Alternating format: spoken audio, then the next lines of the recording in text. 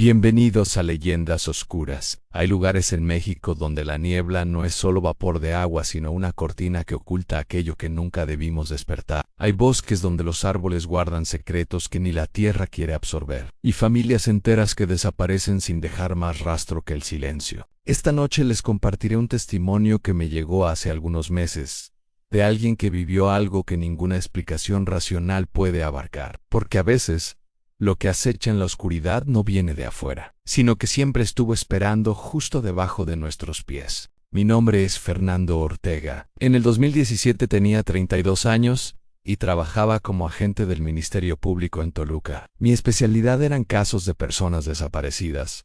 Y después de 8 años en el puesto, creía haberlo visto todo. Familias destruidas, investigaciones que terminaban en fosas clandestinas, mentiras que desenredaba con paciencia. Nunca fui una persona supersticiosa. Mi abuela materna lo era, me contaba historias de nahuales y brujas cuando era niño, pero yo siempre las tomé como eso, historias. Creía en lo que podía documentar, en lo que tenía pruebas físicas. Esa mentalidad me había servido bien durante toda mi carrera, hasta que me asignaron el caso Mendoza. Fue a finales de octubre de ese año cuando recibí el expediente. Una familia completa reportada como desaparecida en Valle de Bravo, en Los Mendoza. Mauricio Mendoza Rojas, de 45 años, su esposa Clara Domínguez de Mendoza, de 42, y sus 3 hijos: San Sebastián, de 17, Lucía, de 14, y el pequeño Daniel, de 8 años. Habían rentado una casa en las afueras del pueblo para pasar el puente de Día de Muertos. La denuncia la puso un tío de Mauricio cuando la familia no regresó a la Ciudad de México y dejaron de contestar llamadas.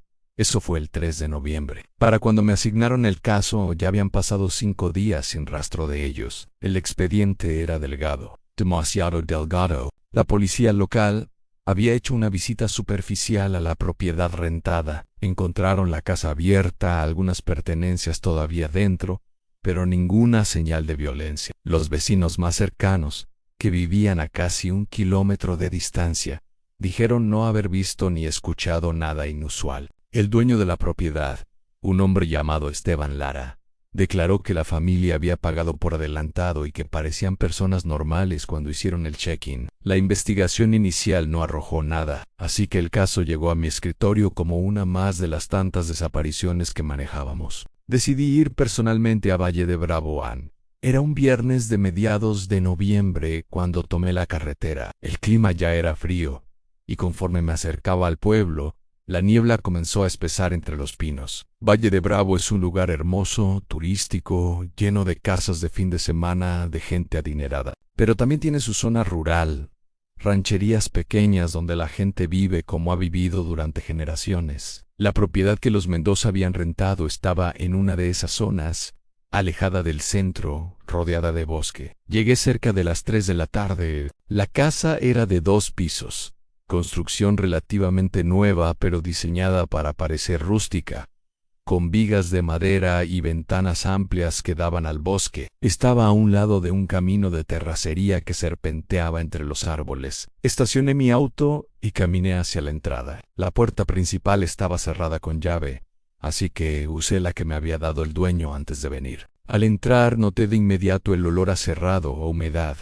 Las ventanas estaban todas cerradas. Revisé la planta baja primero. La sala tenía muebles de madera pesada y una chimenea de piedra. En la cocina encontré platos sucios en el fregadero, comida todavía en el refrigerador que ya empezaba a echarse a perder. Sobre la mesa había una canasta con pan, que ahora estaba mohoso. Era como si hubieran salido deprisa o como si algo los hubiera interrumpido durante su estancia.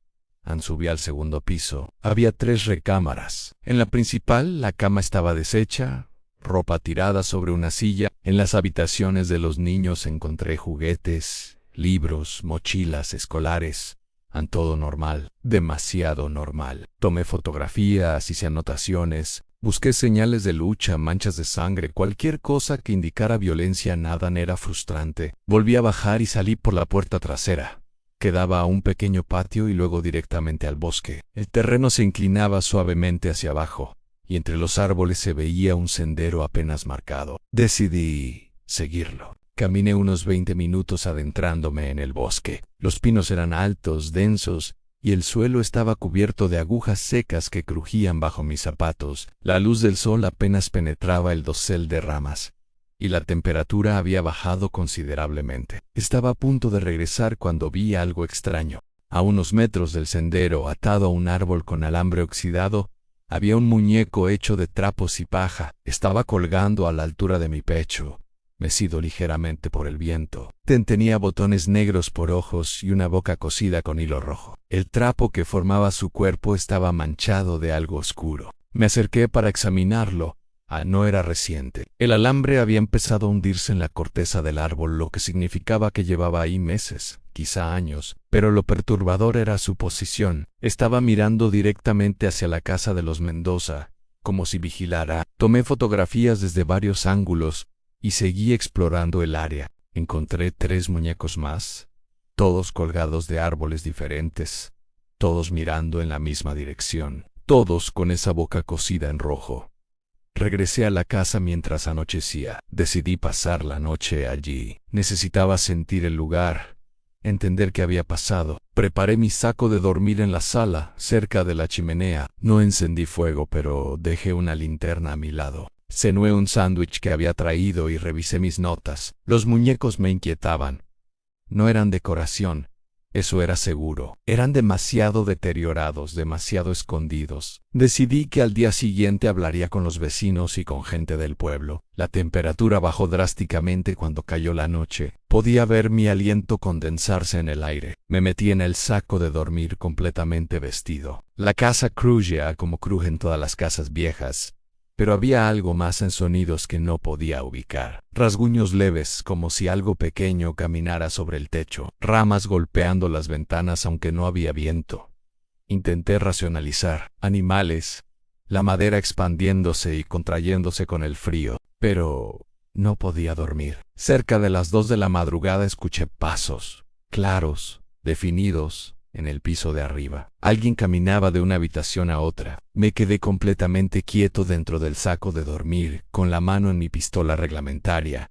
Los pasos se detuvieron. Luego escuché algo arrastrarse, como si alguien moviera un mueble pesado. Salí del saco de dormir lo más silenciosamente posible.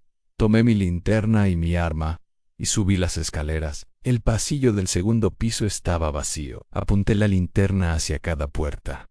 Todas estaban como las había dejado. Entré a la recámara principal, nada. Revisé las otras 2 habitaciones, nada, pero cuando entré a la habitación de los niños más pequeños, la que había sido de Daniel, sentí que la temperatura era diferente, más fría, y había un olor a tierra mojada, algo podrido, como carne descomponiéndose. La ventana estaba cerrada, pero las cortinas se movían ligeramente. Revisé detrás de ellas. No había nada. Volví a bajar, con el corazón latiéndome fuerte. No dormí el resto de la noche. Me quedé sentado en el sofá, con la linterna encendida, esperando que amaneciera. Cuando la luz gris del alba comenzó a filtrarse por las ventanas, salí de esa casa. Pasé el sábado entrevistando a los vecinos más cercanos. La familia que vivía a 1 kilómetro era una pareja Mayo-Ere, los Vargas. Dona Remedios, una mujer de unos 60 años, me recibió con desconfianza. Le expliqué quién era y por qué estaba ahí. Se santiguó cuando mencioné a los Mendoza. «¡Ay, señor! ¡Esa familia!», dijo ella, negando con la cabeza. Desde que llegaron supe que algo malo iba a pasar. Le pregunté qué quería decir. Me miró como si fuera obvio. «Esa casa está maldita, todos lo saben. Nadie del pueblo renta ahí más de una noche. Solo los foreños que no conocen la historia en mí». Senté con ella y su esposo, don Ernesto, quien había permanecido callado. Les pedí que me contaran todo. Doña Remedios preparó café y comenzó a hablar. La propiedad donde estaba la casa había pertenecido a una familia apellidada Cortés. Esto fue hace muchos años, en los años 70. Los Cortés eran una familia de la región, trabajaban la tierra, tenían animales, eran 5 en el padre, Jacinto Cortés, su esposa Mariana, y sus 3 hijos. Vivían en una casa más pequeña que estaba justo donde ahora estaba la casa nueva. Eran conocidos en el pueblo por ser callados, reservados, pero no había nada particularmente extraño en ellos, hasta que empezaron las desapariciones. Primero fueron animales, gallinas, conejos, incluso un perro de un rancho cercano. Aparecían destripados en el bosque, con las entrañas regadas pero sin que les hubieran comido nada. Luego desapareció una niña del pueblo. Tenía 7 años. Se llamaba Patricia. Salió a jugar cerca de su casa y nunca regresó. La buscaron durante días. Encontraron su ropa rasgada cerca del terreno de los Cortés, pero no encontraron a la niña. 2 semanas después, desapareció un adolescente. Luego, un hombre adulto que había ido a cazar al bosque. El pueblo entero vivía aterrado. Algunos decían que era un animal salvaje, un puma o un oso. Otros hablaban de algo peor. The End, de alguien que se transformaba en bestia cuando caía la noche. Una noche, un grupo de hombres del pueblo decidió investigar. Fueron al terreno de los Cortés armados con machetes y rifles a era luna llena. Encontraron a la familia realizando algún tipo de ritual en el bosque, justo donde ahora están esos muñecos que yo había visto. Había sangre, huesos y los restos de la niña Patricia. Don Ernesto interrumpió a su esposa por primera vez. Los mataron ahí mismo, dijo con voz grave a todos. A Jacinto, a Mariana, a los 3 hijos. Los ahorcaron de los árboles. Fue justicia del pueblo, o eso dijeron pero después empezaron las cosas. Las cosas. Doña Remedios continuó. Después de esa noche, la gente que vivía cerca del terreno comenzó a reportar cosas extrañas. Sonidos en el bosque, aullidos que no parecían de ningún animal conocido, sombras que se movían entre los árboles con forma humana, pero que caminaban en 4 patas. Algunos decían haber visto a los Cortés, colgando de los árboles, meciéndose, aunque habían enterrado los cuerpos en el cementerio del pueblo. Los muñecos aparecieron años después. Nadie sabía quién los había puesto, pero todos sabían lo que significaban. Eran espantajos, protecciones para mantener a los espíritus de los Cortés atrapados en el bosque, lejos del pueblo. La casa vieja se quemó sola en los 80, dijo doña Remedios. Nadie vivió ahí durante 20 años. Luego vino ese hombre, Lara, compró el terreno barato y construyó la casa nueva. Creyó que podía hacer dinero rentándola a turistas. Pero las cosas siguen pasando. Las familias que se quedan más de 2 noches. Algunas reportan cosas y algunas no regresan. Le pregunté si habían reportado esto a la policía. Don Ernesto se rió amargamente. ¿Y qué van a hacer? ¿Arrestar a un fantasma, a un nahual? Aquí la gente sabe cuidarse sola. No nos metemos con esa casa. Y le decimos a todo el que nos pregunta que no vaya. Pero los turistas nunca escuchan al salir de su casa con más preguntas que respuestas. Fui al pueblo y busqué a Esteban Lara, el dueño de la propiedad. Lo encontré en un café del centro. Era un hombre de unos 50 años, vestido demasiado bien para un sábado en Valle de Bravo.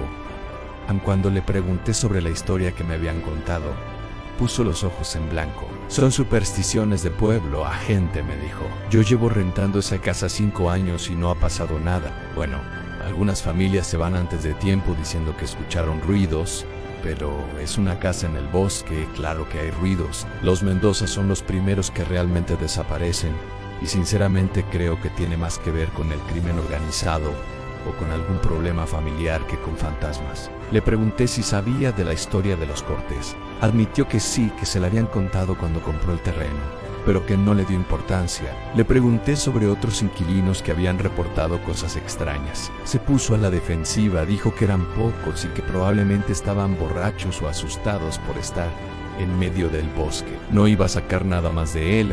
Esa noche decidí regresar a la casa. No quería. Cada fibra de mi ser me decía que no lo hiciera, pero necesitaba respuestas. Esta vez llevé más equipo, una cámara con visión nocturna, grabadoras de audio, más linternas y una bolsa de dormir más gruesa. También llevé una botella de mezcal. No soy bebedor, pero pensé que si iba a pasar otra noche ahí, lo necesitaría. Instalé la cámara en la sala, apuntando hacia las escaleras. Puse grabadoras de audio en cada piso. Luego me senté en el sofá y esperé. La noche cayó rápido, como siempre en el bosque. Para las 7 ya estaba completamente oscuro. Comí algo enlatado que había comprado en el pueblo y me serví un trago de mezcal. El líquido me quemó la garganta, pero me ayudó a calmar los nervios. Los sonidos comenzaron alrededor de las 9. Primero ese rasguño en el techo, luego pasos. De nuevo en el segundo piso, esta vez no subí. Me quedé mirando la pantalla de la cámara. No mostraba nada inusual. Solo el pasillo vacío y las escaleras, pero los pasos eran reales, los estaba escuchando claramente. Y las grabadoras también los estaban capturando. Podía ver los niveles de audio subiendo en el medidor. A las 10 escuché algo diferente en una voz. Era débil, distante, pero definitivamente una voz. Parecía venir de afuera. Me levanté y me acerqué a la ventana de la sala. La niebla se había levantado entre los árboles, espesa, casi sólida. Y en medio de esa niebla vi una figura. Estaba Dupai, completamente inmóvil, a unos 30 metros de la casa. Era imposible distinguir detalles, pero por su forma parecía una persona. Entonces, la figura comenzó a caminar, no hacia la casa, sino paralela a ella, moviéndose entre los árboles. Su forma de caminar era extraña, tambaleante, como si le costara trabajo mantener el equilibrio. Tomé mi linterna y mi pistola y salí por la puerta trasera. La niebla era aún más densa afuera, y el frío me golpeó como una pared. Apunté la linterna hacia donde había visto la figura. No había nada. Caminé unos metros hacia el bosque, siguiendo el sendero. La niebla me envolvía, limitando mi visibilidad a solo unos pocos metros. Entonces escuché la voz otra vez, más cerca. Era una voz de niño en ayuda, decía. Ayúdame, sentí que se me helaba la sangre. La voz venía de más adentro del bosque, desde donde estaban los muñecos. Continué caminando, aunque cada instinto me decía que regresara. La voz seguía llamando, siempre manteniéndose a la misma distancia, como si retrocediera conforme yo avanzaba. Llegué al área donde estaban los muñecos. Los 4 seguían ahí, colgando de sus árboles, meciéndose suavemente aunque no había viento. Mi linterna iluminaba sus caras grotescas, esos botones negros que parecían seguir mis movimientos. Y entonces, detrás del último muñeco vi algo más en otra figura. Pero esta vez podía distinguir más. Era una mujer. Estaba de espaldas a mí, completamente inmóvil.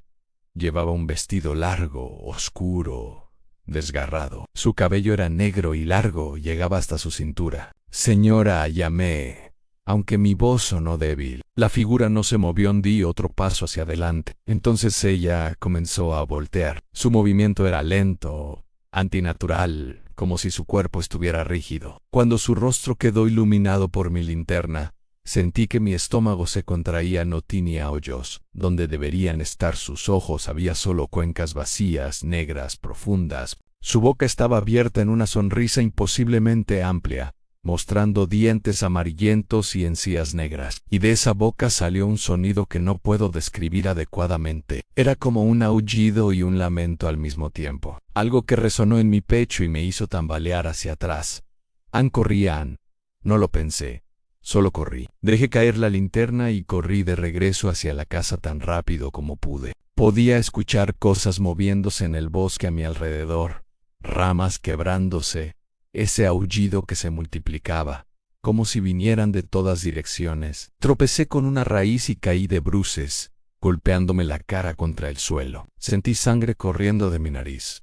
Me levanté y seguí corriendo. La casa apareció entre la niebla como una isla de luz. Había dejado las luces encendidas. Subí los escalones del porche de un salto y me metí adentro, cerrando la puerta con seguro y recargándome contra ella, jadeando. Mis manos temblaban. Busqué mi pistola y me di cuenta de que también la había dejado caer en el bosque. Estaba desarmado. Miré por la ventana. La niebla se había espesado aún más. Era imposible ver más allá del porche. Y entonces vi sombras moviéndose en esa niebla. Multiple sombras circulando la casa. Podía escuchar rasguños en las paredes exteriores, en las ventanas, como si algo tratara de encontrar una forma de entrar. Retrocedí hacia el centro de la sala, mirando todas las ventanas y puertas. Los rasguños se intensificaron. Entonces todas las luces de la casa se apagaron simultáneamente. Quedé en oscuridad total. Mi corazón latía tan fuerte que podía escucharlo en mis oídos. Busqué a tientas mi teléfono en el bolsillo. Lo saqué y encendí la linterna del celular. La luz parpadeaba, la batería estaba casi muerta, pero era mejor que nada. Los rasguños se detuvieron. El silencio fue peor. Gear, lentamente, iluminando cada rincón de la sala. Entonces escuché pasos en las escaleras. Algo estaba bajando. Apunté la luz del teléfono hacia allí. En medio de las escaleras, bajando paso por paso, había una figura pequeña. Un niño. No podía ver su rostro, estaba en sombras, pero su silueta era clara. Llevaba ropa rasgada y sucia. Siguió bajando hasta llegar al final de las escaleras, donde se detuvo. «Ayúdanos», dijo con esa misma voz que había escuchado en el bosque. La luz de mi teléfono se apagó.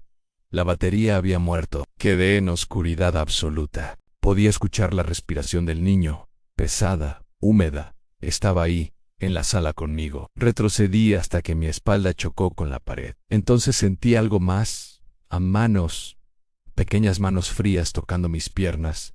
Mis brazos, había más de uno, muchos más. Podía escuchar sus respiraciones, susurros en un idioma que no entendía, risas de niños que sonaban mal, distorsionadas. Grité, no me avergüenza admitirlo. Grité hasta que mi garganta se desgarró. Y entonces todo se detuvo. Las manos desaparecieron, los susurros cesaron. Escuché un sonido de algo arrastrándose, alejándose. Luego, nada, silencio absoluto. No sé cuánto tiempo pasé ahí, de pie contra la pared en la oscuridad, esperando a que amaneciera. Pudo haber sido 1 hora o 5. Eventualmente vi el primer rayo gris de luz filtrándose por la ventana. La niebla comenzó a disiparse. Las luces de la casa se encendieron solas, como si nunca se hubieran apagado. Me obligué a moverme. Recogí mi cámara, mis grabadoras, metí todo en mi bolsa sin revisar nada, y salí de esa casa. Conduje de regreso a Toluca sin parar. No podía procesar lo que había vivido. Llegué a mi oficina el domingo por la tarde y revisé las grabaciones. La cámara había grabado toda la noche, pero no mostraba nada. Solo yo moviéndome por la sala y luego corriendo hacia adentro cuando regresé del bosque. No había niños, no había figuras. Las grabadoras de audio capturaron los rasguños, los pasos, las voces. Todo estaba ahí, pero visualmente no había nada. Pasé la siguiente semana investigando más a fondo la historia de los Cortés. Fui a los archivos municipales, hablé con gente mayor del pueblo, revisé periódicos viejos. La historia era real. En 1973, Jacinto Cortés y su familia fueron linchados por el pueblo después de ser acusados de secuestrar y asesinar a 3 personas, incluyendo a la niña Patricia Méndez. Los cuerpos de las víctimas fueron encontrados en su terreno, junto con evidencia de rituales. La familia Cortés practicaba algún tipo de brujería oscura, invocaciones, sacrificios. Los periódicos locales lo reportaron como un caso de justicia popular y no hubo investigación oficial. Los Cortés fueron enterrados en tumbas sin nombre en una sección apartada del cementerio, pero lo que encontré después fue lo que me hizo entender. Hablé con un anciano, don Alberto, que había sido uno de los hombres que encontró a los Cortés esa noche. Tenía más de 80 años ahora y al principio no quería hablar. Pero cuando le dije que estaba investigando las desapariciones de los Mendoza, su expresión cambió. Se veía aterrado. Los Cortés no estaban matando gente porque fueran malos, me dijo con voz temblorosa. Estaban alimentando algo que vivía en ese bosque desde antes que cualquiera de nosotros, algo que necesita carne y sangre para mantenerse dormido. Jacinto me lo gritó antes de morir. Dijo que lo que habían estado haciendo era proteger al pueblo, que si dejaban de alimentarlo, la cosa vendría por todos. Le pregunté qué había pasado después de matar a los Cortés. Se quedó en silencio largo rato. Las cosas empeoraron, dijo finalmente. Durante años han más desapariciones, más muertes, hasta que algunos decidimos continuar con lo que los Cortés hacían. Cada cierto tiempo, cuando la cosa se inquietaba, le dábamos lo que pedía. Animales, al principio, pero a veces necesitaba más. Sentí náuseas. Le pregunté si estaba diciéndome que el pueblo había seguido sacrificando personas. No respondió directamente, pero su silencio fue respuesta suficiente. Los muñecos los puso un brujo de Ixtapan hace 20 años, continuó, para intentar contenerlo. Funcionaron parcialmente. La cosa se mantuvo en el bosque, alejada del pueblo, pero sigue hambrienta. Y cuando gente que no sabe, gente de fuera, va a dormir ahí, bueno, la cosa los toma.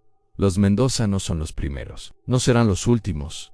Intenté que me dijera más, que me diera nombres, evidencias, cualquier cosa que pudiera usar para hacer arrestos o al menos para cerrar esa propiedad. Pero se negó. Me dijo que si valoraba mi vida, olvidara todo esto y cerrara el caso como una desaparición sin resolver. Que hay cosas en este mundo que es mejor dejar en paz. No pude olvidarlo. Regresé al pueblo 2 veces más Intenté investigar más, hablé con más personas, todos se cerraban cuando mencionaba los Cortés o esa casa. Eventualmente mi superior me quitó el caso. Dijo que estaba obsesionado, que no había progreso y que necesitábamos enfocar recursos en casos que pudiéramos resolver. El expediente de los Mendoza permanece abierto pero inactivo. Nunca encontraron los cuerpos. La casa sigue rentándose, Esteban Lara sigue operando su negocio, el pueblo sigue guardando sus secretos. Y yo renuncié al Ministerio Público 6 meses después. No podía seguir haciendo ese trabajo, sabiendo lo que sabía, sabiendo que hay cosas que nuestro sistema de justicia no puede tocar. Algunas noches todavía escucho esa voz de niño. Ayutano. Me despierto empapado en sudor, revisando las esquinas de mi habitación. Nunca volví a Valle de Bravo.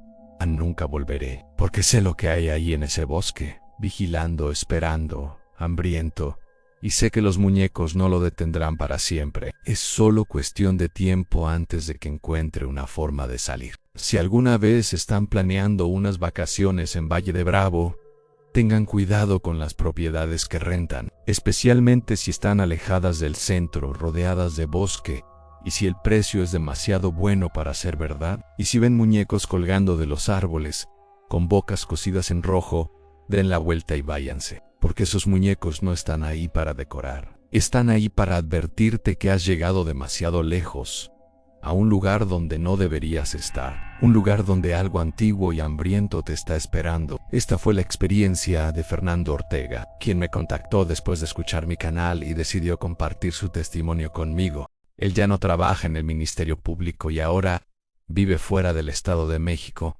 intentando reconstruir su vida después de lo que vivió. Los nombres de algunas personas fueron cambiados por seguridad, pero la esencia de su historia permanece intacta. El expediente de la familia Mendoza sigue oficialmente abierto, aunque nadie lo investiga activamente. Si te gustó esta historia, no olvides darle me gusta, compartirla con alguien que disfrute del terror real y suscribirte al canal activando la campanita para no perderte ningún relato. Este relato tiene fines de entretenimiento. Soy Pablo González y esto fue Leyendas Oscuras.